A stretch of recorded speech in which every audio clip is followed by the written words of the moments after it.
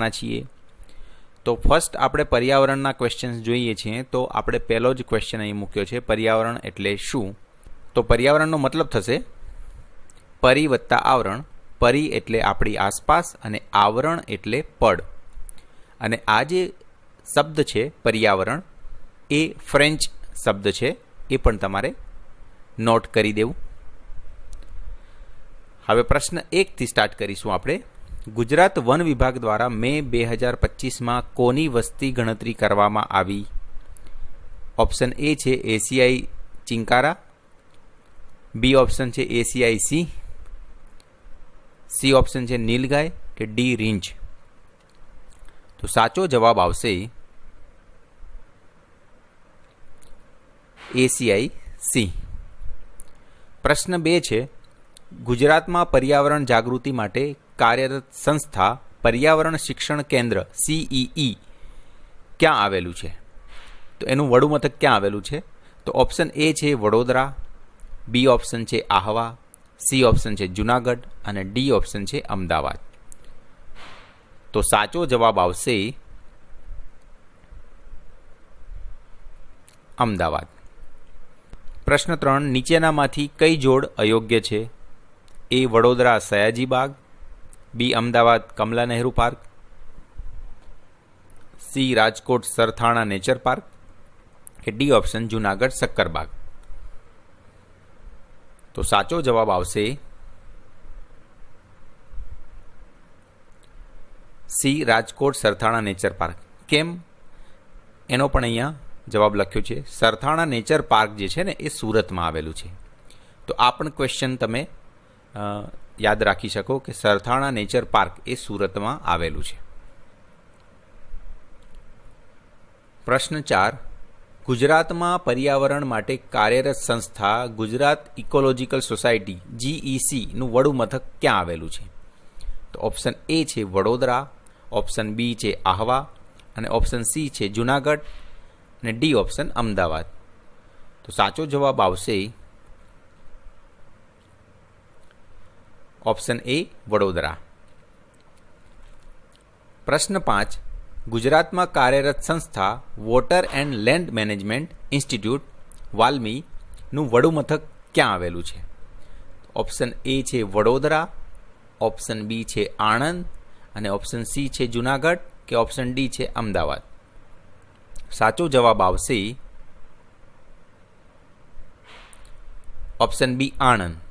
આના વિશે વધુ માહિતી અહીંયા નીચે આપી છે। ગુજરાતમાં વાલ્મીની સ્થાપના 1980માં આણંદ ખાતે વર્લ્ડ બેંકના નાણાકીય સહયોગથી થઈ હતી। તો આ પણ એક તમે જનરલ નોલેજ તરીકે યાદ રાખી શકો છો। આ ટાઈપના ક્વેશ્ચન પણ પૂછાઈ શકે છે। પ્રશ્ન 6 સ્વચ્છ સર્વેક્ષણ 2018 અંતર્ગત લીલા રંગને કચરા ટોપલીમાં નીચે પૈકી કઈ વસ્તુ નાખવાની હોય છે? એ પ્લાસ્ટિકની બોટલો, બી છાપા, સી સડેલા ફળ, ડી કાપડના નકામા ટુકડા? તો સાચો જવાબ આવશે ઓપ્શન સી સડેલા ફળ। પ્રશ્ન 7 વાતાવરણ એ નીચેનામાંથી કયા ઘટક સાથે જોડાયેલ છે? તો એ ઓપ્શન છે પાણી જળ, બી ઓપ્શન છે હવા વાયુ, સી ઓપ્શન છે જમીન મૃદા, ડી ઓપ્શન જીવ સૃષ્ટિ? સાચો જવાબ આવશે ઓપ્શન બી હવા વાયુ। પ્રશ્ન 8 જલાવરણ એ નીચેનામાંથી કયા ઘટક સાથે જોડાયેલું છે? તો આ તો તમને આઈડિયા આવી જ ગયો હશે। ઓપ્શન એ પાણી, ઓપ્શન બી હવા, ઓપ્શન સી જમીન કે ઓપ્શન ડી જીવસૃષ્ટિ? તેનામાંથી કયા ઘટક સાથે જોડાયેલ છે? ઓપ્શન એ પાણી, ઓપ્શન બી હવા, ઓપ્શન સી જમીન કે મૃદા કે ઓપ્શન ડી જીવસૃષ્ટિ? તો સાચો જવાબ આવશે ઓપ્શન સી જમીન મૃદા। પ્રશ્ન 10 જીવાવરણ એ નીચેનામાંથી કયા ઘટક સાથે જોડાયેલ છે? તો એ પાણી, બી હવા, સી જમીન કે ડી જીવસૃષ્ટિ?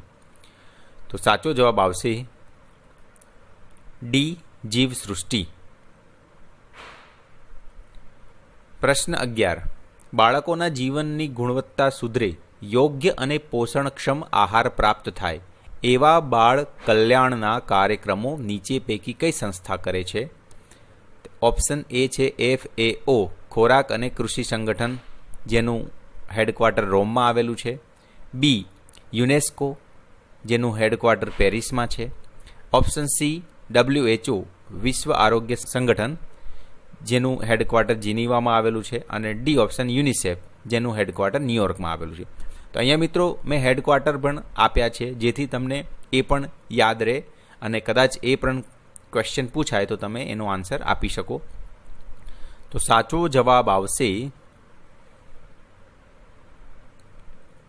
ઓપ્શન ડી, યુનિસેફ, જેનું હેડક્વાર્ટર ન્યુયોર્કમાં છે. પ્રશ્ન 12. સૂર્ય કિરણોના પરાવર્તનથી રચાતા રંગબેરંગી પટ્ટાઓ કયા નામે ઓળખાય છે?